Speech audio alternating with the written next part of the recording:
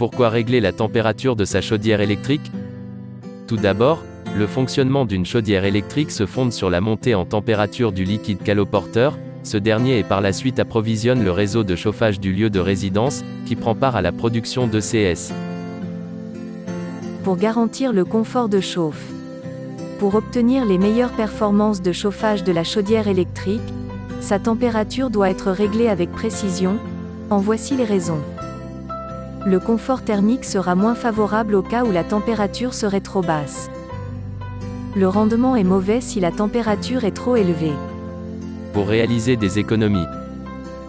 En cas d'excès de chauffe de la chaudière électrique, sa consommation en électricité devient plus importante. De cette façon, il faut trouver l'équilibre idéal pour sa température de fonctionnement pour mieux maîtriser la quantité d'énergie dépensée. Pour éviter le tartre. Sachez que le tartre se forme dans l'eau à partir de 60 degrés Celsius, et son dépôt dans la chaudière et dans les tuyaux entraîne l'endommagement de l'installation. Pour éviter la multiplication rapide de bactéries et de microbes. La température de chauffage au-dessous de 50 degrés Celsius favorise la prolifération de bactéries origines de légionellose. Pour éviter les risques de brûlure. Le réglage de la chaudière électrique est nécessaire pour éviter les risques de brûlures engendrés par l'eau chaude qui sort du robinet. Savoir à quelle température régler sa chaudière électrique. Le réglage de la température de la chaudière électrique dépend essentiellement de son utilisation, alimentation d'un système de chauffage ou production d'ECS. Il est tout à fait normal que plus il fait froid, plus l'occupant voudrait chauffer l'intérieur de son habitation. Une température trop élevée de la chaudière électrique ne génère pas un avantage financier. Cas de la chaudière électrique qui alimente un système de chauffage.